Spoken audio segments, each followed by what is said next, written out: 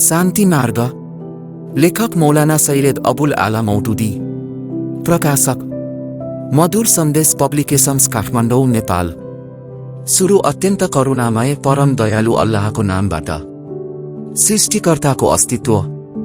सज्जन वृन्दहरू, यदि कुनै व्यक्तिले तपाईलाई भन्यो बजारमा एउटा यस्तो पसल छ जसको कोही मालिक छैन, न कोही माल सामान ल्याउने व्यक्ति छ, न बेच्ने र न हेरचाह गर्ने नै पसल स्वतः चलिरहेको छ, आफै सरसामान आउने गर्दछन् र आफै क्रेता अर्थात् ग्राहककोमा बिक्री हुन्छ, के तपाईँ त्यस व्यक्तिको कुरा मान्नुहुन्छ?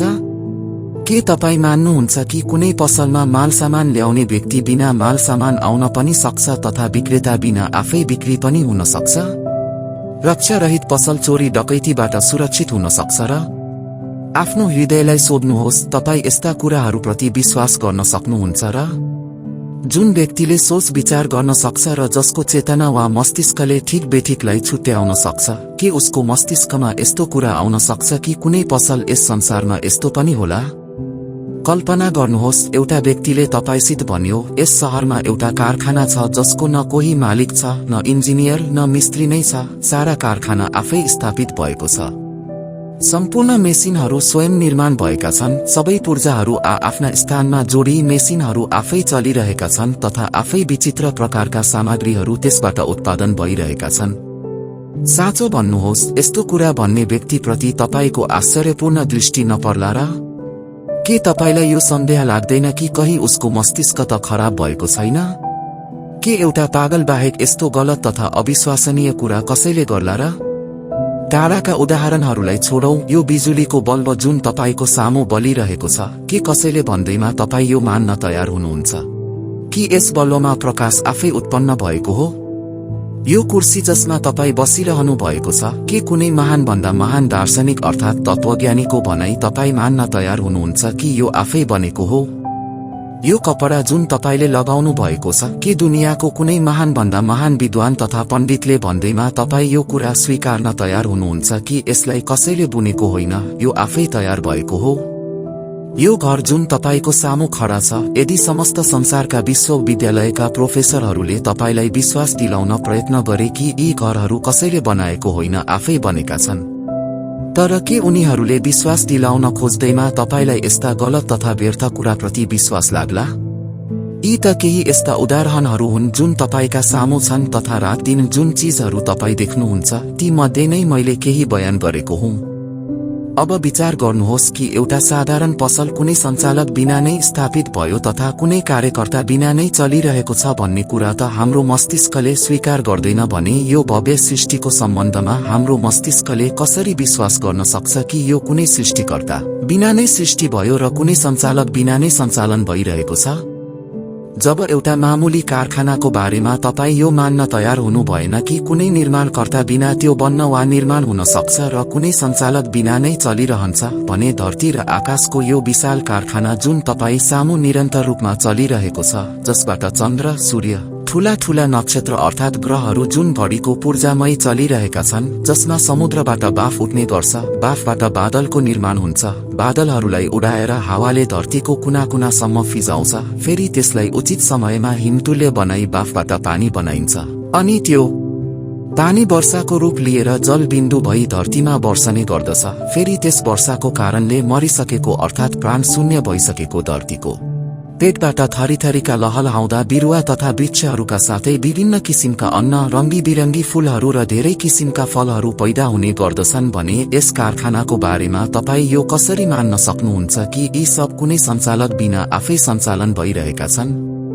एउटा सामान्य कुर्सी, गजभरको कपडा, एउटा सानो पर्खालको बारेमा कसैले भनोस् कि यी चीजहरू स्वयं बनेका हुन्, तपाईँ तुरुन्त निर्णय गर्नुहुन्छ कि उसको दिमाग अर्थात् मस्तिष्क खराब भएको छ, तसर्थ त्यस व्यक्तिको मस्तिष्क खराब छ भन्ने कुराप्रति कुनै सन्देह छैन, जसले भन्छ कि धरती आफै बनेको हो, जनावरहरू स्वयं जन्मिएका हुन्, मानव जस्तो आश्चर्यजनक चीज आफै बन्यो, मानिसको शरीर जुन पदार्थहरू मिलेर बनेको छ ती सबैलाई वैज्ञानिकहरूले अलग अलग गरेर हेर्दा थाहा भयो कि यसमा केही अंश फलाम छ, केही कोइला, केही गन्धक, केही फस्फोरस, केही क्याल्सियम, केही नुन, केही ग्यास अनि यस्तै प्रकारका केही पदार्थ जसको सम्पूर्ण मूल्य केही रुपैयाँ भन्दा अधिक छैन। यी पदार्थहरू जति जति परिमाणमा मानिसको शरीरमा सम्मिलित छन् त्यति नै परिमाणमा तिनलाई लिनुहोस् र आफ्नो इच्छानुसार मिश्रण गरी हेर्नुहोस्, परीक्षण गर्नुहोस्। मानिस कुनै विधिले पनि बन्न सक्दैन। फेरि तपाईको मस्तिष्कले कसरी स्वीकार गर्न सक्छ कि ती कतिपय निर्जीव वस्तुहरू जुन मानवद्वारा सृजना भए, जसले देख्ने, सुन्ने, बोल्ने, हिँडडुल गर्ने गर्छ, र त्यो मानव जसले हवाईजहाज तथा रेडियो बनाउने गर्दछ, के ती कुनै निर्माणकर्ताको हिक्मत, तत्त्वदर्शिता, जुक्ति तथा बुद्धि विवेक बिना आफै बन्न सक्छ? तपाईले कहिल्यै विचार गर्नुभएको छ कि आमाको पेटको सानो कारखानामा कसरी मानिस तयार हुन्छ? यसमा बाबुको कालीगढीको कुनै दखल छैन, आमाको हिक्मत, तत्त्वदर्शिताको पनि केही काम छैन। एउटा सानो थैलीमा दुईवटा कीटाणु जसलाई सूक्ष्मदर्शक यन्त्र बिना देख्न सकिँदैन, थाहै हुँदैन ती दुई आपसमा कहिले मिल्न जान्छन्। आमाको रगतबाट नै त्यसलाई पोषण प्राप्त हुन थाल्छ। उही फलाम, गन्धक, फस्फोरस इत्यादि जसलाई मैले माथि बयान गरेको छु, एक भई शिशुको बनावटको रगतको डल्ला बन्दछ। फेरि त्यसमा जहाँ आँखा बन्नु पर्ने त्यहाँ आँखा, जहाँ कान बन्नु पर्ने हो त्यहाँ कान बन्दछन्, जहाँ दिमाग अर्थात् मस्तिष्क बन्नु पर्ने त्यहाँ मस्तिष्क बन्दछ, जहाँ मुटु बन्नु पर्ने त्यहाँ मुटु बन्दछ। हाड आफ्नो स्थानमा, मासु आफ्नो स्थानमा तथा एक एक पूर्जा आफ्नो स्थानमा सृजना हुन्छन्। फेरि त्यसमा ज्ञान, हेर्ने शक्ति, सुन्ने शक्ति, स्वाद लिने र सुँघ्ने शक्ति, सोच्ने र सम्झने शक्ति र अनगिन्ती कतिपय शक्तिहरू त्यसमा भरिन्छन्। मानिसको पूर्ण रूप लिई ऊ पेटको त्यही सानो थैलीबाट जहाँ ऊ 9 महिनासम्म बनिरहेको थियो स्वयं शक्ति लगाएर बाहिर निक्लने गर्दछ र संसार यो देखेर चकित बन्छ कि यस फ्याक्ट्रीमा एउटै तरिकाबाट लाखौं मानिसहरू दिनहुँ निस्किरहेका छन्।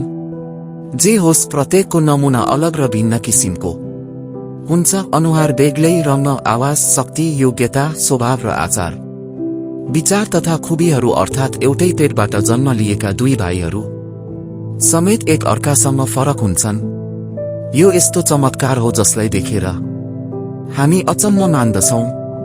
यस चमत्कारलाई देखेर पनि यदि कसैले यो भन्छ कि यो काम कुनै तत्त्वदर्शिता, समझबुझ, अति विशाल, शक्तिपूर्ण र अनुपम चमत्कार भएका ईश्वर बिना भइरहेको छ वा हुन सक्छ, यस्तो भन्ने व्यक्तिको निश्चित रूपमा मस्तिष्क ठीक छैन।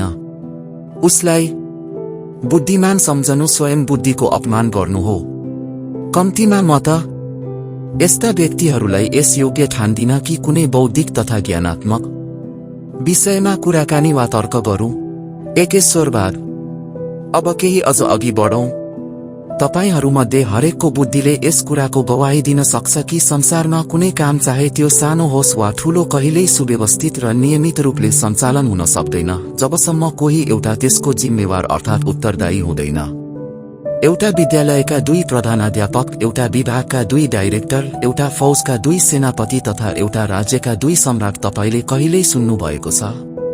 यदि कहीं यस्तो छ भने के तपाई मान्नुहुन्छ कि एक दिनको लागि मात्र पनि त्यहाँको प्रबन्ध उचित तरिकाले चल्न सक्छ? तपाई आफ्नो जीवनको सानो भन्दा सानो काममा पनि यसको अनुभव गर्न सक्नुहुनेछ कि जहाँ एउटा काम एक भन्दा अधिक व्यक्तिको उत्तरदायित्वमा छोडिन्छ त्यहाँ अत्यन्त अव्यवस्था उत्पन्न हुने गर्दछ, लडाई झगडा हुने गर्दछ तथा अन्यलको वातावरण सृजना हुन जान्छ। फलस्वरूप समझदारीको हाँडी एक दिन अवश्य फुट्छ। सुप्रबन्ध, सुव्यवस्था, समानता, नियमितता र एकता संसारमा जहाँ पनि तपाई देख्नुहुन्छ त्यहाँ निश्चित रूपले एउटै शक्ति वा कार्यकर्ताको हात हुन्छ। कुनै एउटै अस्तित्वप्रति अधिकार सम्पन्न तथा प्रभुत्व हुने गर्दछ, कुनै एउटाको हातमा कार्यसूत्रको उत्तरदायित्व हुन्छ। त्यो बिना प्रबन्धको कल्पना पनि गर्न सकिँदैन। यो यस्तो स्वाभाविक कुरो हो जसलाई सानो बुद्धि हुनेले पनि स्वीकार्न संकोच नगर्ला। यस कुरालाई ध्यानमा राखेर आफ्नो छेउछाउतिर दृष्टिपात गर्नुहोस्। यो विशाल विश्व जुन तपाईको सामु फैलिएको छ, यी करोडौं नक्षत्र जुन आकाश मण्डलमा चक्कर लगाइरहे झै देखिन्छन्, यो पृथ्वी जहाँ हामी बस्दछौं, यो चन्द्रमा जुन राति देखिन्छ, यो सूर्य जुन प्रतिदिन उदाउने गर्दछ, यो शुक्र, यो मंगल, यो बुध, यो बृहस्पति र यी अन्य अनगिन्ती ताराहरू जुन भकुण्डो झै आफ्नो अक्षमा घुमिरहेका छन्, हेर्नुहोस् यी सबको परिक्रमा गर्ने व्यवस्था कति ठूलो, कठोर र नियमित छ। आफ्नो समयभन्दा अघि कहिल्यै रातको आगमन भएको देख्नु भएको छ। आफ्नो समयभन्दा अघि दिनको आगमन भएको छ। चन्द्रमा धरतीसँग ठक्कर खाएको छ। सूर्यले आफ्नो बाटो छोडेको छ। कहिले अरू ताराहरू लेस मात्रामा पनि आफ्नो परिक्रमाको मार्गबाट हटेको देख्नु वा सुन्नु भएको छ। यी करोडौं ग्रहहरूमध्ये कुनै पृथ्वीभन्दा लाखौं गुणा ठूला छन् र केही त सूर्यभन्दा पनि हजारौं गुणा ठूला। यी सब घडीका पूर्जाऔं एउटा महान व्यवस्थामा कसिएका छन् तथा तोकिएको हिसाब बमोजिम आफ्नो गति लिई आफ्नो निश्चित मार्गमा हिँडिरहेका छन्। न कसैको गतिमा केस परको अन्तर हुन्छ, न कुनै आफ्नो मार्गबाट लेस पर पनि पर सर्न सक्छ। तिनीहरूको परस्पर सम्बन्ध स्थापित गरिएको छ। यदि त्यसमा एक क्षणको लागि अल्पमात्रामा पनि अन्तर भयो भने विश्वको समस्त प्रबन्ध छिन्न भिन्न हुन्छ। रेलहरू आपसमा ठक्कर खाए जै ग्रहहरू एक अर्कासित ठक्कर खानेछन्। अब आफ्नो धरती र स्वयं आफूमाथि दृष्टि लगाएर हेरौं। यो माटोको बकुण्डो यो समस्त जीवनको खेल बाँधिएको नियमद्वारा स्थापित भएको छ। पृथ्वीको आकर्षणले सम्पूर्ण साधनलाई आफ्नो घेरामा लिइरहेको छ। क्षणभरको लागि पनि यदि यो आफ्नो बन्धनबाट मुक्त भयो भने सब कारखाना छिन्न भिन्न हुनेछ। यस कारखानामा जति पनि कल पूर्जाहरूले कार्य गरिरहेका छन् ती सबै एउटा यस्तो नियममा बाँधिएका छन् जसमा कहिले पनि फरक पर्दैन। वायुले आफ्नो नियमको पालना गरिरहेको छ। पानी आफ्नो नियममा अटल छ। प्रकाशप्रति लगाइएको नियममा ऊ अटल तथा आज्ञाकारी छ। जाडो गर्मीप्रति जुन नियम छ त्यसको उदास छ। माटो, ढुङ्गा, धातु, बिजुली, बाफ, वृक्ष, जीव जन्तु कसैमा आफ्नो सीमाभन्दा बाहिर जाने वा प्रकृति नै बदलिने सामर्थ्य छैन। जुन काम उसलाई सुम्पिएको छ त्यही मात्र गर्दछ। आफ्नो सीमाभित्र आफ्नो नियमको पालन गरी यस कारखानाका सबै पूर्जा एक आपसमा मिलेर कार्य गरिरहेका छन् र संसारमा जे जति कार्य भइरहेका छन् यी जम्मै साधन र शक्ति मिलेर कार्य गरिरहेका छन्। एउटा सानो बिउको उदाहरण लिनुहोस् जसलाई तपाईँ धरतीमा रोप्नुहुन्छ। त्यसले कदापि क्षणभरमा वृक्षको रूप धारण गर्न सक्दैन जबसम्म धरती र आकाशको समस्त शक्ति मिलेर उसको पालन पोषण क्रियामा भाग लिँदैनन्। धरतीले आफ्नो कोषबाट उसलाई आहार दिन्छ। सूर्यले पर्याप्त मात्रामा ताप पुर्याउँछ। पानीले उसको चाहना अनुसार पानी दिन्छ। वायुले उसको आवश्यकताको पूर्ति गरिरहन्छ। रजनीले उसको निम्ति शीतलता तथा शीत एकत्रित गर्दछ। दिनले उसलाई ताप र प्रकाश दिएर त्यसको वृद्धि र विकास गराउँछ। फलस्वरूप केही महिना, केही वर्ष वा केही समय लगातार एउटा नियमित रूपले यी सबै मिलेर उसलाई पालन पोषण गर्दछन्। तब त्यो बल्ल आफ्नो वृक्षको रूपमा आउँछ र त्यसमा फल लाग्दछ। हामी यी सब फसल जसको आधारमा जीवित छौं असंख्य धेरै प्रकारका शक्तिको सहयोगको प्रतिफल हो। यति मात्र होइन, स्वयं हामी जीवित छौं। पृथ्वी र आकाशका समस्त शक्ति सामूहिक रूपले हाम्रो पालन पोषणमा भाग लिइरहेका छन्। यदि केवल वायु मात्र पनि यस सहयोगबाट अलग भइदिएको भए तपाईँ हामी बाँच्न सक्ने थिएनौं। पानी, वायु तथा उष्णतामा सहयोग नभइदिएको भए एक थोपा पानी समेत पर्ने थिएन। यदि माटो र पानीमा आपसी मेल नभएको भए तपाईको बाली सुक्ने थियो, फसल कहिल्यै पाक्ने थिएन, अनि तपाईको घर पनि बन्न सक्ने थिएन। यदि सलाई रगड्दा आगो उत्पन्न नहुँदो हो त तपाईँ र मेरो चुल्हो माटो झै चिसो हुने थियो अनि हाम्रा सबै कारखाना स्थगित हुने थिए। यदि फलामले आगोसित सम्बन्ध नराख्ने हो भने रेल, मोटर गाडी एउटा छुरी तथा सियोसम्म पनि बन्न सक्ने थिएन। अर्थात् यो समस्त संसार जसमा तपाईँ र म जीवित छौं यसका विभाग पूर्ण रूपले नियमित एक आपसमा मिलेर कार्य गरिरहेका छन् र कुनै पनि विभागको कार्यकर्ताको आफ्नो कामबाट हटेर नियमको पालना नगर्ने साहस छैन। जति कुराहरू मैले तपाईलाई वर्णन गरे यसमध्ये कुनै कुरा झुटो वा यथार्थताको विपरीत छ?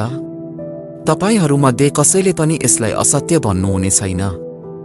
यदि यो सत्य हो भने मलाई बताउनुहोस्। यो विराट प्रबन्ध, यो आश्चर्यजनक व्यवस्था, यो आकाश अनि पृथ्वीको असीम तथा असंख्य शक्ति र साधनमा समस्त सहयोगको कारण के हो? करोडौं वर्षदेखि यो सृष्टिको कार्य लगातार चलिरहेको छ। लाखौं वर्षदेखि यस धरतीमा बोट बिरुवा उम्रिरहेका छन्, जीवजन्तु पैदा भइरहेका छन् अनि युगौं युगदेखि मानव जातिको जीविका चलिरहेको छ र ती जीवित पनि छन्।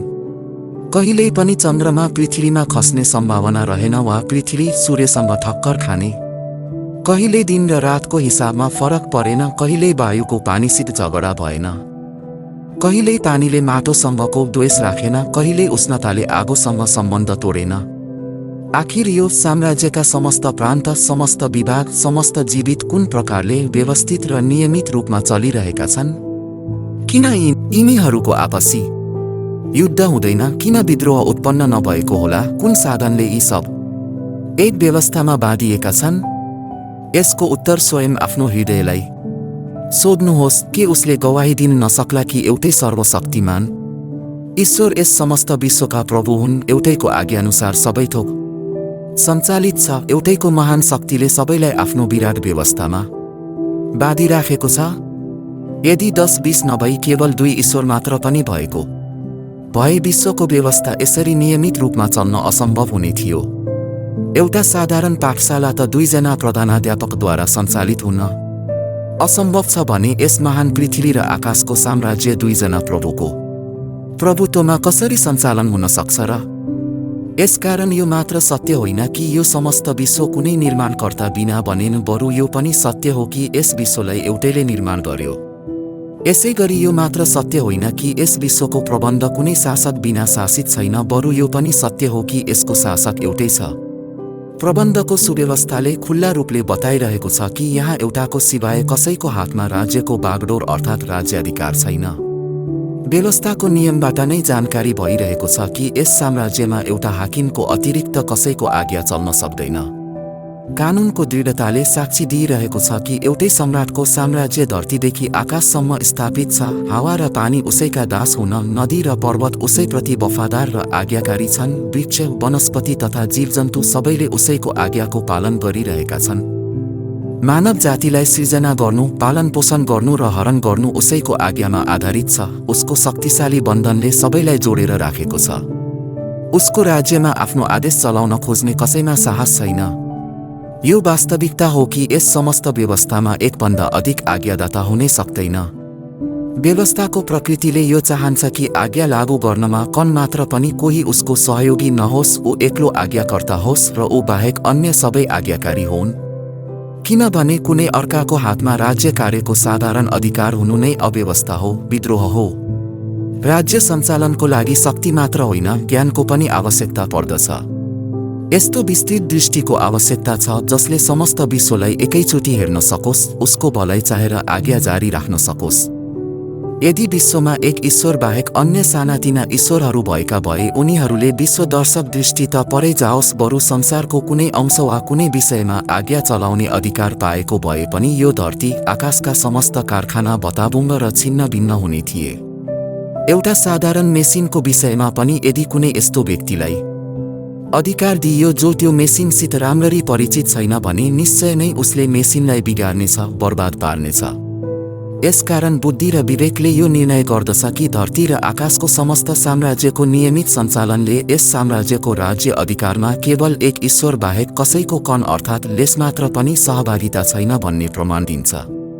यो कुनै एउटा वास्तविकता मात्र होइन, बरु सत्य यो हो कि ईश्वरको ऐश्वर्य र सृजनामा एक ईश्वर बाहेक कसैको आज्ञा चल्ने कुनै कारण नै छैन। मानिसले जसलाई आफ्नो हातले निर्माण गरेको छ, जुन उसको सृष्टि हो, जसको अस्तित्व उसको दयामा स्थापित छ, जो उसको वास्ता नगरी स्वयं आफ्नो शक्तिमा एक क्षणको लागि पनि रहन सक्दैन भने तिनीहरूमध्ये कोही ईश्वरत्वमा हिस्सेदार बन्न सक्ने हैसियत राख्न सक्छ? के कुनै नोकरलाई तपाईले मालिकको उपस्थितिमा मालिक भएको देख्नु भएको छ? के तपाईँ कुनै मालिकले आफ्नै दासलाई आफ्नो मालिक बनाउँछ भन्ने मिथ्या कुराको कल्पना गर्न सक्नुहुन्छ? के तपाईहरूमध्ये कोही आफ्ना नोकरहरूमध्ये कसैलाई आफ्नो अधिकारमा हिस्सेदार बनाउन सक्नुहुन्छ? यस कुराप्रति विचार पुर्याउनु भयो भने तपाईको आत्माले गवाही दिनेछ कि ईश्वरको यस साम्राज्यमा स्वतन्त्र रूपमा राज्य गर्ने कुनै अधिकार कसैलाई छैन। यस्तो हुनु बुद्धिको मात्र होइन, बरु प्रकृति एवं सत्यको पनि विरुद्ध हो। मानव जातिको विनाशको मूल कारण सज्जन वृन्दहरू, यो त्यो मौलिक सत्य हो जसमा यस संसारको समस्त व्यवस्था सञ्चालित छ। तपाईँ संसारबाट अलग हुनुहुन्न, बरु यसभित्रको एक अंशको हैसियतले बसिरहनु भएको छ। अत तपाईको जीवनको लागि पनि यो सत्य त्यसरी नै मौलिक छ जसरी समस्त संसारको निम्ति। आज यो प्रश्न तपाईहरूमध्ये प्रत्येक व्यक्तिको लागि तथा संसारका सम्पूर्ण मानव जातिको निम्ति एउटा चिन्ताजनक विषय बनेको छ कि आखिर शान्ति र अमन चयन मानव जातिबाट किन बिछोडिरहेको छ? किन दिन प्रतिदिन विपत्ति आइरहेको छ? किन हाम्रो जीवनको कारखाना नष्ट भयो? राष्ट्र राष्ट्रसँग टक्राइरहेको छ, लाखौं मानिसको ज्यान युद्धमा संहार भइरहेको छ, लाखौं करोडौंको व्यापार तहस नहस भइरहेको छ, बस्तीको बस्ती उजाड भइरहेको छ, शक्तिशालीले अशक्तलाई दमन तथा शोषण गरिरहेका छन्, धनवानले निर्धनलाई लुटिरहेछन्, राज्यमा अन्याय र अत्याचार छ, न्यायालयमा अन्याय छ, प्रभुत्वमा घमण्ड छ, मित्रतामा अविश्वास छ, मानवबाट मानवको विश्वास टाढिँदैछ तथा धर्मको आडमा अधर्म बढिरहेको छ। मानव सन्तान असंख्य दलमा विभाजित छन् अनि प्रत्येक दलले अर्काको लागि धोका, अत्याचार तथा बेइमानी जस्ता कार्यलाई पवित्र अर्थात् पुण्य कार्य मानिरहेका छन्। आखिर यो विनाशको कारण के हो? ईश्वरको सृष्टिमा जताततै शान्ति नै शान्ति देखा पर्छ। नक्षत्रमा शान्ति छ, वायुमा शान्ति छ, जलमा शान्ति छ, वनस्पति तथा जीव जन्तुमा शान्ति छ, समस्त सृष्टिको व्यवस्था पूर्ण रूपमा शान्तिले सञ्चालित छ। कुनै अव्यवस्था तथा अशान्तिको चिन्ह पनि देखिँदैन भने किन मानव जीवन मात्र ईश्वरीय देनबाट वञ्चित भएको छ? यो एउटा ठूलो समस्या हो जसलाई समाधान गर्न मानिसले धेरै कठिनाइको सामना गर्नु परिरहेको छ। तर म पूर्ण विश्वासका साथ भन्न सक्दछु कि मानवले आफ्नो जीवनलाई यथार्थता र सत्यताको विपरीत अर्थात् उल्टो बनाएका कारणले गर्दा यो कष्ट उठाइरहेको छ र उसले आफ्नो जीवनलाई यथार्थता अनुसार नबनाएसम्म शान्ति र अमन चयनको प्राप्ति सम्भव छैन।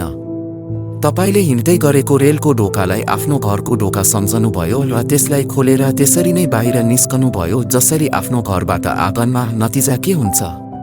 तपाईको भुलले गर्दा रेलको ढोका न आफ्नो घरको ढोका हुन सक्छ र न नै त्यो मैदान जहाँ तपाई ठक्कर खानुहुन्छ तपाईको घरको आँगन सिद्ध हुन्छ। तपाईको आफ्नो सोचले सत्यमा रत्तिभर परिवर्तन आउने छैन।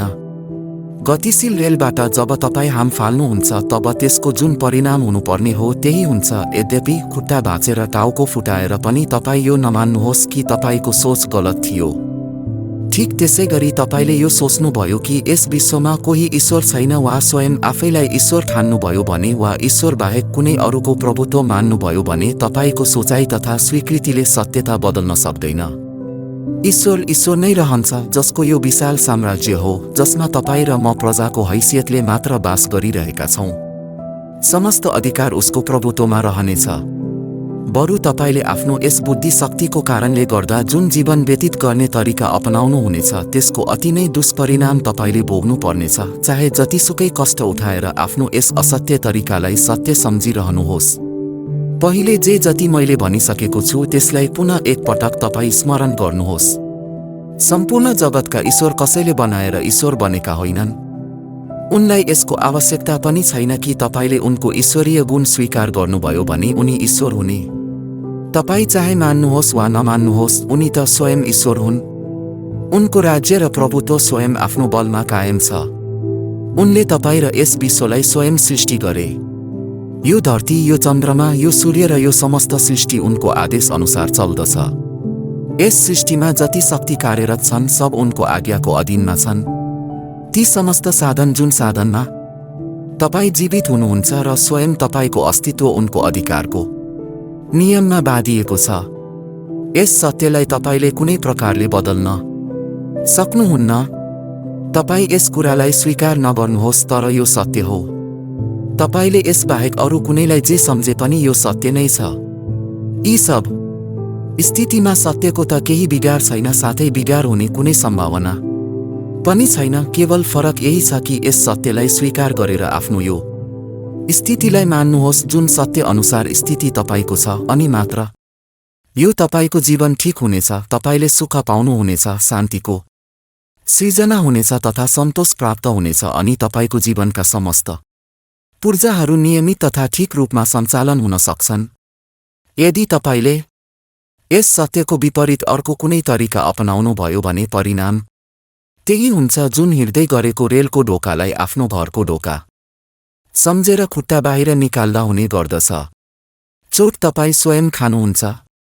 खुट्टा तपाईकै भाँचिनेछ, तपाईको टाउको फुट्नेछ, दुःख कष्ट तपाईले नै भोग्नु पर्नेछ। तर सत्य जस्तो थियो त्यस्तै रहनेछ। अब तपाईँ सोध्नुहुनेछ, यस सत्य अनुसार हाम्रो यथार्थ स्थिति के हो?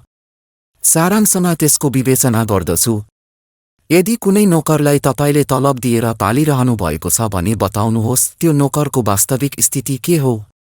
यही न ऊ तपाईको चाकरी गरोस्, आज्ञाको पालन गरोस्, तपाईको इच्छा अनुसार निरन्तर काममा लागिरहोस् र चाकरीको सीमाभन्दा अघि नबढोस्। नोकरको काम आखिर चाकरी बाहेक अरू के पो हुन सक्छ र? यदि तपाईँ अफिसर हुनुहुन्छ र कोही तपाईको अधीनमा छ भने उसको कर्तव्य के हो? यही होइन र कि उसले आज्ञा पालन गरोस्, अफिसर बन्ने सपना नदेखोस्। यसै गरी यदि तपाईँ कुनै सम्पत्तिको मालिक हुनुहुन्छ भने तपाईको के इच्छा हुन्छ? यही होइन र तपाईको इच्छा आकांक्षा अनुरूप काम होस्, तपाईँ जे जति चाहनुहुन्छ त्यही नै होस् तथा तपाईको इच्छा विपरीत कुनै काम नहोस्। यदि तपाईँ कुनै शासकको अधीनमा हुनुहुन्छ र सम्पूर्ण शक्ति उसैको हातमा छ भने त्यस्तो शासनमा तपाईको के हैसियत हुन सक्छ? यति मात्र कि तपाईँ सरल तथा साधारण जनता भएर बस्न स्वीकार गर्नुहोस् र शासनको नियमको आज्ञापालनदेखि बाहिर कदम नउठाउनुहोस्। शासकको राज्यमा रहेर यदि तपाईँ स्वयं आफ्नो राजस्वको दाबी गर्नुहुन्छ वा कुनै अर्को शासकको आज्ञा पालन गर्नुहुन्छ भने तपाईँ विद्रोही हुनुहुनेछ अनि विद्रोहीसित जुन व्यवहार गरिन्छ त्यो तपाईलाई त थाहै छ। यी उदाहरणहरूबाट तपाईँ स्वयं बुझ्न सक्नुहुन्छ कि ईश्वरको यस साम्राज्यमा तपाईको वास्तविक स्थिति के छ। तपाईलाई उनैले बनाए। प्राकृतिक रूपले तपाईको काम आफ्नो जीवनदाताको इच्छा बमोजिम हिँड्नु बाहेक अरू केही छैन।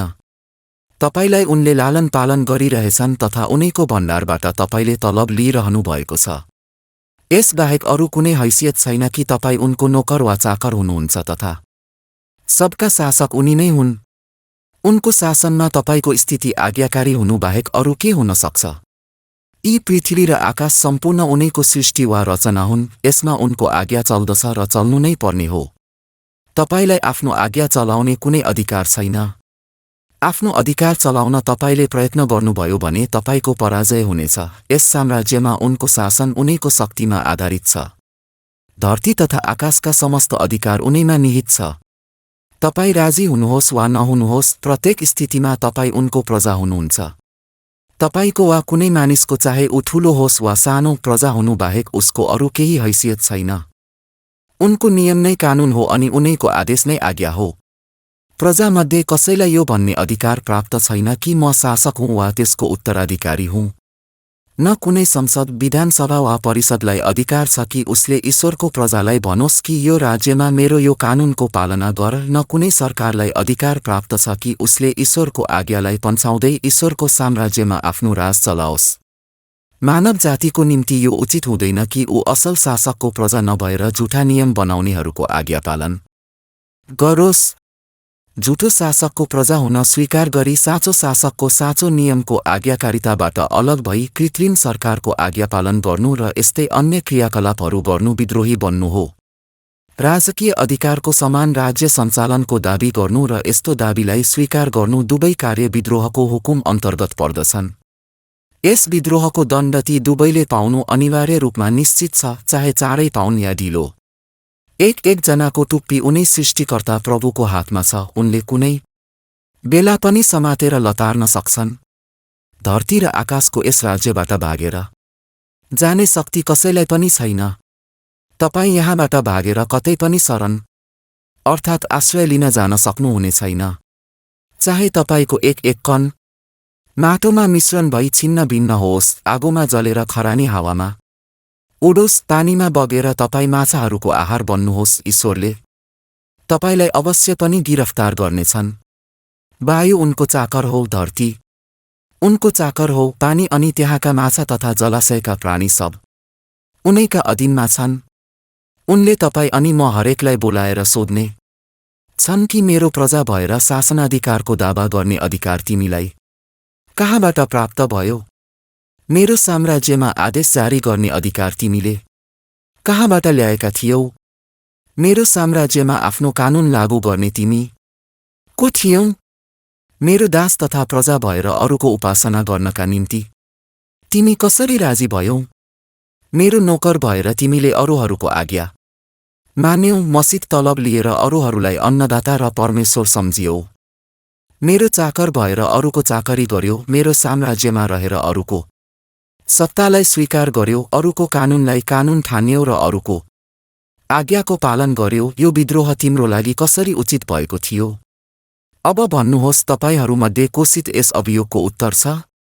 कुन वकिलले त्यहाँ आफ्नो दाउपेचबाट बचाउने उपाय निकाल्न सक्ला र के? तपाईँ विश्वास गर्नुहुन्छ कि उनले तपाईलाई यस विद्रोहको अभियोगको सजाय अर्थात् दण्ड भोग्नबाट बचाउनेछन्? अत्याचारको कारण साथीभाइहरू, यहाँ केवल अधिकार मात्रको प्रश्न छैन। यो प्रश्न पनि छ कि ईश्वरको यस ईश्वरत्वमा के कुनै व्यक्ति राज्यको शासन गर्न वा कानून बनाउन वा आदेश जारी गर्न योग्य हुन सक्छ? जस्तो कि पहिले भनिसकेको छु कि तपाईलाई थाहै छ, एक मामुली मेसिन पनि त्यसको बारेमा जानकारी नभएको मानिसले चलाएमा उसले बिगार्ने निश्चित छ।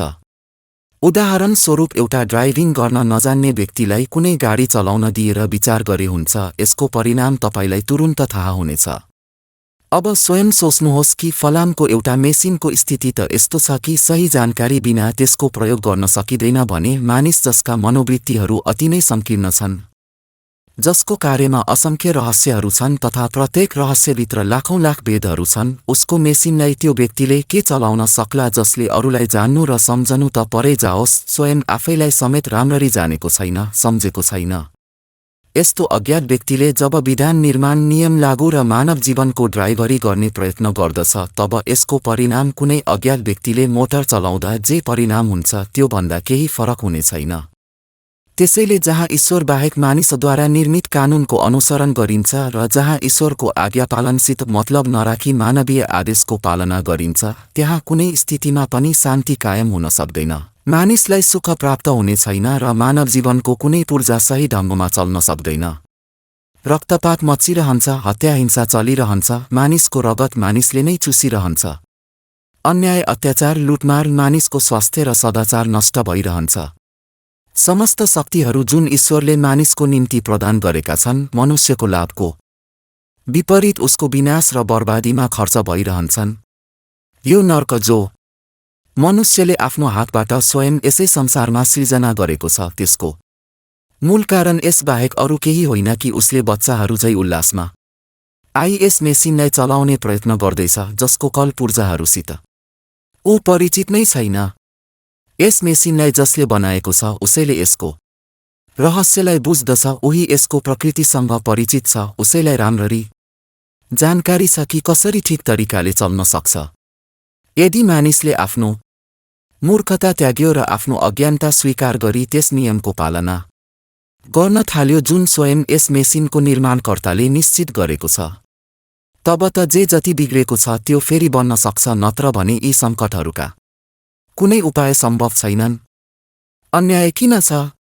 यदि तपाईले ध्यानपूर्वक विचार गर्नुभयो भने अज्ञानता बाहेक आफ्नो जीवन नष्टको अर्को एउटा कारण पनि देखा पर्नेछ। अल्पबुद्धि पनि यो सम्झिन र बुझ्नमा पर्याप्त छ कि मानिस कुनै एउटा व्यक्ति वा परिवार वा एउटा जातिको नाम होइन। समस्त मानव जाति प्रत्येक अवस्थामा मानव छन्। सबै मानव जातिलाई बाँच्ने अधिकार छ। सबैलाई यसको अधिकार छ कि उनीहरूको आवश्यकता पूर्ण होस्। सबैलाई शान्ति, न्याय, मान र सम्मानको अधिकार प्राप्त छ। मानव समृद्धि यदि कुनै चीजको नाम हो भने यो कुनै एउटा व्यक्ति वा परिवार वा जातिको समृद्धि होइन, बरु समस्त मानवको समृद्धि हो। यदि एउटा समृद्ध अनि 10वटा असमृद्ध छन् भने तपाईँ यो भन्न सक्नुहुन्न कि मानिस समृद्ध छ। कल्याण यदि कुनै चीजलाई भनिएमा त्यो समस्त मानव कल्याण हो, न कि कुनै एउटा वर्ग वा एउटा जातिको एउटाको कल्याण र 10वटाको विनाशलाई तपाईँ कल्याण भन्न सक्नुहुन्न। यदि यसलाई तपाईँ सत्य मान्नुहुन्छ भने विचार गर्नुहोस् कि मानव कल्याण तथा समृद्धि कसरी प्राप्त हुन सक्छ। मेरो सल्लाहमा यसबाहेक अरू कुनै उपाय छैन कि मानव जीवनको लागि नियम उसले बनाओस् जसको दृष्टिमा सम्पूर्ण मानव समान हुन्। उसले सबको हक तथा अधिकारलाई न्यायपूर्वक निश्चय गरोस्, न जसले स्वयं आफ्नो कुनै व्यक्तिगत स्वार्थ राखोस् तथा न कुनै देश वा जातिको लाभसित सम्बन्धित होस्। सबैले उसको आज्ञा मानुन्, जसले आज्ञा हुकुम दिनमा न आफ्नो अज्ञानताले गर्दा त्रुटि गर्छ, न आफ्नो मनोकामनाले गर्दा राज्याधिकारबाट अनुचित लाभ उठाओस् तथा न एकको शत्रु अनि अर्काको मित्र, एउटाको पक्षपाती अनि अर्काको विरोधी होस्। केवल यस अवस्थामा न्याय स्थापित हुन सक्छ। यसैगरी समस्त मानव, समस्त जाति, समस्त वर्ग र समस्त दललाई उनीहरूको उचित अधिकार प्राप्त हुन सक्छ। यही एक उपायले मात्र अन्याय मेटिन सक्छ। अब म सोध्न चाहन्छु कि संसारमा यस्तो निष्पक्ष, निस्वार्थ अनि मानवीय कमजोरीहरूबाट मुक्त कोही छ? अवश्य पनि तपाईहरूमध्ये कसैले मेरो यो प्रश्नको उत्तरमा छ भन्ने साहस गर्नुहुने छैन। यो महान विशेषता केवल ईश्वरमा मात्र छ, कोही अन्य यस विशेषताको योग्य छैन। मानिस जतिसुकै उदार हृदयको होस्, तर यसले कुनै व्यक्तिगत स्वार्थ अवश्य राख्छ, केही मनोकामनाहरू राख्दछ, कसैसित उसको अधिक सम्बन्ध छ र कसैसित न्यून, कसैसित प्रेम छ र कसैसित छैन, कसैसित उसको लगाव छ र कसैसित छैन। यी दुर्बलताले मानवीय जीवनमा अवनति ल्याउँछ। यसैले जहाँ सृष्टिकर्ताको स्थानमा मानव नियमको आज्ञा पालन गरिन्छ, त्यहाँ कुनै न कुनै रूपमा अन्याय र अत्याचार अवश्य भेटिन्छ। ती शाही परिवारहरूलाई हेर्नुहोस् जसले जबरजस्ती आफ्नो शक्तिको आधारमा विशेष अधिकार प्राप्त गरेका छन्। उनले आफ्नो लागि त्यो सामान, त्यो स्थान, त्यो आय, त्यो हक, त्यो अधिकारलाई प्रमुख गरिसकेका छन् जो अरूको निम्ति छैनन्। तिनीहरू नियमभन्दा माथि छन्। तिनीहरूले जे गरे पनि उनको विरुद्ध कुनै मुद्दा गर्न सकिँदैन। दुनियाँलाई थाहा छ कि यिनले गल्तीहरू गरिरहेका छन्, तर यो भनिन्छ र स्वीकार गर्नेवालाहरूले स्वीकार पनि गरिहाल्छन् कि साधारण मनुष्य हुन् जस्तो कि अरू मनुष्य हुने गर्दछन्। तर ती ईश्वर भई सर्वश्रेष्ठ स्थानमा बस्दछन् र मानिसहरू उनका सामु यसरी हात जोडी, शिर निहुराई डराउँदै उभिन्छन् जस्तो कि उनको जीविका, जीवन, मृत्यु सब उसको नियन्त्रणमा छ। यिनले जनताको पैसा राम्रो नराम्रो अर्थात् जायज नाजायज हरेक तरिकाले लुट्छन् अनि त्यसलाई आफ्नो महलमा, आफ्नो सवारी साधनमा, आफ्नो भोग विलासमा तथा मनोरञ्जनमा लुटाउँछन्। तिनका कुकुरलाई त्यो रोटी प्राप्त हुन्छ जुन कि एउटा परिश्रमी व्यक्तिलाई नसिब हुँदैन। के यो न्याय हो? के यो नियम कुनै न्यायवानले बनाएको होला जसको दृष्टिकोणमा मनुष्यको समस्त हक, अधिकार तथा लाभ समान छन्? यी ब्राह्मणहरू र पीरहरूलाई हेर्नुहोस्, नवाबहरू र राजा रजौटाहरूलाई हेर्नुहोस्, जागिरदार अनि जमिनदारहरूलाई हेर्नुहोस्, यी साहु तथा महाजनहरूलाई हेर्नुहोस्, यी सबै आफूले आफैलाई नै सर्वसाधारण मानिसभन्दा उच्च तथा महान सम्झन्छन्। उनका शक्ति र प्रभावले संसारमा जति पनि नियम बनेका छन्, ती नियमहरूले उनलाई यस्तो अधिकार दिएका छन् जुन साधारण मानिसलाई दिएको छैन। यी पवित्र छन् र अरू अपवित्र, यी राम्रा छन् र अरू नराम्रा, यी ठूला छन् र अरू साना, यी लुट्नका लागि छन् र अरूहरू लुटिनका लागि।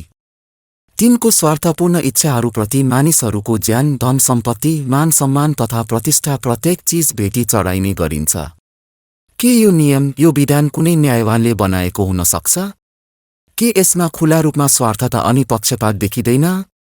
ती शासक वर्गलाई हेर्नुहोस् जसले आफ्नो शक्तिको बलले अन्य जातिलाई दास बनाइरहेका छन्। यसको कुन नियम र कुन विधान यस्तो छ जसमा स्वार्थ समावेश छैन? यिनले आफूलाई सर्वश्रेष्ठ मनुष्य सम्झन्छन्, बरु वास्तवमा आफैलाई मात्र मानव सम्झन्छन्। उनका सामु निर्बल जातिका व्यक्तिहरू कि त मनुष्य नै होइनन् र यदि हुन् भने पनि तल्लो स्तरका। तिनीहरू हरेक हैसियतले आफैलाई परायभन्दा उच्च नै राख्दछन् तथा आफ्नो स्वार्थको निम्ति अरूको लाभलाई भेट चढाउने आफ्नो अधिकार सम्झिन्छन्। उनको शक्ति र प्रभावले जति नियम तथा विधान संसारमा बनेका छन्, ती सबैमा यसको झलक मौजुद छ। यी केही उदाहरणहरू मैले केवल इशाराको निम्ति प्रस्तुत गरेको हुँ, विस्तृत रूपमा वर्णन गर्ने यहाँ अवसर छैन। म केवल यो कुरा तपाईलाई बताउन चाहन्छु कि संसारमा जहाँ पनि मानिसले नियम बनाएको छ, त्यहाँ अन्याय अवश्य भएको छ। केही मनुष्यलाई उसको उचित अधिकारभन्दा अधिक दिइएको छ र केही मनुष्यको अधिकार हनन मात्र होइन, बरु उसलाई मानिसको स्थानबाट वञ्चित गर्दा पनि सङ्कोच मानिएको छैन।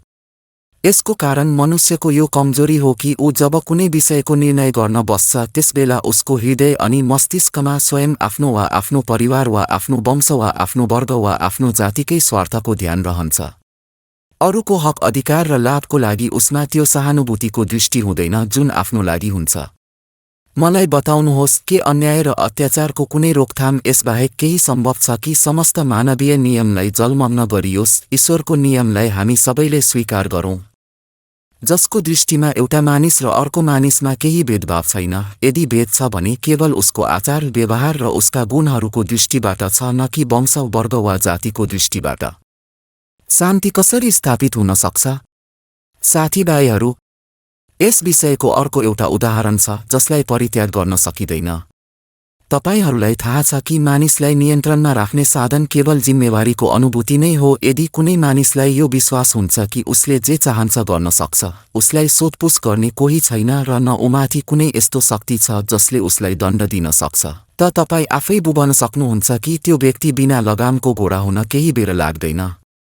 यो कुरा जसरी एउटा व्यक्तिको विषयमा ठिक छ त्यसरी नै एउटा कुटुम्ब, एउटा वर्ग, एउटा जाति तथा समस्त संसारका मानवको बारेमा पनि ठिक छ।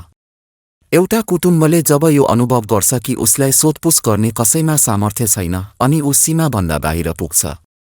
एउटा वर्ग पनि जब उत्तरदायित्व र जिम्मेवारीबाट निडर हुन्छ उसलाई अर्कोमाथि अत्याचार गर्न केही सङ्कोच हुँदैन। एउटा जातिले अथवा एउटा साम्राज्यले जब आफैलाई यत्रो शक्तिशाली भएको अनुभव गर्दछ कि आफ्नो अत्याचारको दुष्परिणामप्रति भय हुँदैन, तब उसले जङ्गलको ब्वाँसोले जस्तै निर्बल बाखाहरूलाई चिरफार गर्न र मार्न सुरु गर्दछ। संसारमा जति पनि अशान्ति देखिन्छ त्यसको एक प्रमुख कारण यही हो। जबसम्म मानिसले आफूभन्दा उच्चस्तरीय वा शक्तिशाली कुनै सत्तालाई स्वीकार गर्दैन र जबसम्म उसलाई दृढ विश्वास हुँदैन कि मभन्दा पनि महान अरू कोही छ जसलाई मैले मेरो कर्महरूको उत्तर दिनु छ र जसको हातमा यति शक्ति छ कि मलाई दण्ड दिन सक्छ, त्यति बेलासम्म यो कुनै प्रकारले सम्भव छैन कि अत्याचार र अन्यायको खुलाद्वार बन्द हुन सकोस् तथा वास्तविक शान्ति स्थापित हुन सकोस्। अब मलाई बताउनुहोस् कि यस्तो शक्ति ईश्वर बाहेक अरू कोसँग हुन सक्छ? स्वयं मानवमा कोही यस्तो त हुन सक्दैन, किनभने जुन मानिस वा मानव वर्गलाई यो अधिकार प्राप्त हुन्छ त्यो आफै बिना लगामको घोडा हुने सम्भावना छ। स्वयं उसमा सन्देह छ कि समस्त राक्षसको एउटा शक्तिशाली त्यो राक्षस हुनेछ र स्वयं उसबाट यो खतरा छ कि स्वार्थ र पक्षपातको बाटो लागे र ऊ कसैलाई अवनतिको भुमरीमा र कसैलाई प्रगतिको उच्चतम बिन्दुमा लैजानेछ। युरोपले यो समस्या हल गर्नका लागि राष्ट्रसङ्घ स्थापित गर्यो, तर त्यो चाँडै नै गोरा जातिको समिति बन्यो अनि त्यो शक्तिशाली साम्राज्यको खेलौना भई त्यसले निर्बल जातिमाथि अन्याय गर्न आरम्भ गर्यो। यस अनुभव पश्चात यस कुरामा केही शङ्का रहन सक्दैन कि स्वयं मनुष्यहरूमध्ये कुनै यस्तो शक्ति पैदा हुनु असम्भव छ जसको भए एक व्यक्तिदेखि लिएर संसारका सबै जातिहरू र साम्राज्यहरूसम्मलाई नियन्त्रणमा राख्न सक्ने होस्। यस्तो शक्ति स्वभावतः मानवीय क्षेत्रभन्दा पर र त्यसको माथि नै हुनुपर्दछ र यो मात्र सम्पूर्ण जगतको मालिक ईश्वरकै शक्ति हुन सक्छ। हामी यदि आफ्नो भलाइ चाहन्छौँ भने हाम्रो निम्ति यसबाहेक कुनै उपाय नै छैन कि ईश्वरप्रति विश्वास गरौँ, उसको सत्ताको अगाडि आफूलाई आज्ञाकारी प्रजासरी सुम्पिदियौँ र यो विश्वासका साथ संसारमा जीवन व्यतीत गरौँ कि त्यो सम्राट हाम्रो भित्री र बाहिरी कर्मलाई जान्दछ र एक दिन हामीलाई उसको अदालतमा आफ्नो पूरा जीवनको कर्मको हिसाब दिनु छ। यसर्थ हामी सभ्य र शान्तिप्रिय मानव बन्न यही मात्र एउटा उपाय छ। एउटा सन्देह। अब अन्त्यमा म एउटा शङ्कालाई समाप्त गरिदिन आवश्यक ठान्दछु जुन सम्भवतः तपाईँमध्ये प्रत्येकको हृदयमा उब्जिरहेको होला। तपाईँ सोचिरहेको हुनुहोला कि यदि ईश्वरको साम्राज्य यति शक्तिशाली छ कि माटोको एक कणदेखि लिएर चन्द्र र सूर्यसम्म प्रत्येक चिज उसको नियन्त्रणमा छ र यदि मानिस उसको साम्राज्यमा केवल एउटा प्रजाको हैसियतमा छ भने आखिर यो कसरी सम्भव भयो कि मानिस उसको साम्राज्यको विरुद्ध विद्रोह गरोस् र स्वयं आफ्नो राजकीय शासनको घोषणा गरेर त्यसको प्रजामाथि आफ्नो कानुन चलाउन सकोस्? किन ईश्वरले उसको हात समात्दैनन् र किन त्यसलाई सजाय दिँदैनन्? यस प्रश्नको उत्तर म संक्षिप्तमा दिन चाहन्छु। कुरो यो हो कि ईश्वरको साम्राज्यमा मानिसको हैसियत लगभग यस्तो नै छ जस्तो कि एउटा राजा कुनै व्यक्तिलाई आफ्नो राज्यको कुनै जिल्लाको अधिकारी नियुक्त गरी पठाइदिन्छ। राज्य राजाको नै हुन्छ, प्रजा पनि उसैको नै हुन्छ। रेल, टेलिफोन, सेना र अन्य समस्त शक्तिहरू राजाकै हातमा हुन्छन् र राजाको शासन यस जिल्लाको चारैतिर यस प्रकार छाएको हुन्छ कि यस सानो जिल्लाको अधिकारी त्यसको तुलनामा बिल्कुल विवश हुन्छ। यदि राजा चाहन्छ भने पूर्णतया उसलाई विवश गर्न सक्छ कि उसको आज्ञाबाट अलिकति पनि बस्न नसकोस्। तर राजा त्यस अधिकारीको बुद्धिको, उसको पवित्रताको र उसको योग्यताको परीक्षा लिन चाहन्छ। त्यसैले ऊ उसमाथिको आफ्नो प्रशासन यति फितलो गरिदिन्छ कि उसले आफूभन्दा माथिको कुनै सत्ता महसुस नै गर्दैन। अब यदि त्यो अधिकारी बुद्धिमान, कर्तव्यनिष्ठ, वफादार रहेछ भने फितलो प्रशासन भएर पनि उसले आफूलाई प्रजा र नोकर नै सम्झनेछ। राजाको राज्यमा त्यसैले कानुन अनुसार प्रशासन चलाउनेछ र जुन अधिकार राजाले उसलाई दिएको छ त्यसलाई स्वयं राजाको इच्छानुसार उपयोगमा ल्याउनेछ। उसको यस विश्वसनीय आचार व्यवहारबाट उसको योग्यता प्रमाणित हुन जान्छ र राजा उसलाई अधिक उच्च पदहरूको योग्य पाएर पदोन्नति गर्दै रहन्छ। तर यदि त्यो अधिकारी बुद्धिहीन, बेकार एवं दुष्ट छ र त्यो जिल्लामा बस्ने प्रजाहरू अज्ञानी छन् भने आफूमाथि सत्ताको पकड फितलो पाएर विद्रोहप्रति उत्साहित हुन्छन्। त्यसको मस्तिष्कमा स्वच्छन्दताको हावा भरिन्छ। उसले स्वयं आफूलाई जिल्लाको मालिक ठानी स्वतन्त्रतापूर्वक अधिकार चलाउन थाल्छ र मूर्ख प्रजाहरू केवल यो देखेर उसको स्वतन्त्र सत्ता स्वीकार गर्दछन् कि तलब यसैले दिने गर्छ, प्रहरी यसै सित्छन्, अदालत यसकै हातमा छ, जेलको हथकडी र फाँसी दिने अधिकार यसैलाई छ र हाम्रो भाग्य बनाउने र बिगार्ने अधिकार यसै सित्छ। राजाले यी अन्धा प्रजा र विद्रोही अधिकारी दुवैको आचार व्यवहार देखिरहन्छ। यसले चाहेमा तुरुन्त समात्न सक्छ र यस्तो सजाय दिन सक्छ जसले त्यसको होस नै हराउन सक्छ। तर ऊ उनीहरूको पूरा परीक्षा लिन चाहन्छ ताकि उनीहरूमा रहेका अयोग्यता र अज्ञानता पूर्ण रूपमा प्रकट हुन्छन्। उसको शक्ति यति प्रबल छ कि उसलाई यस कुरामा भय नै हुँदैन कि त्यो अधिकारी कहिले सशक्त भएर उसको राज्याधिकार नै खोस्न सक्ला। उसलाई यस कुरामा पनि सन्देह छैन कि ती विद्रोहीहरू उसको नियन्त्रणबाट कतै भाग्न सक्छन्। उसले आत्तिएर निर्णय लिनुपर्ने कुनै आवश्यकता नै छैन।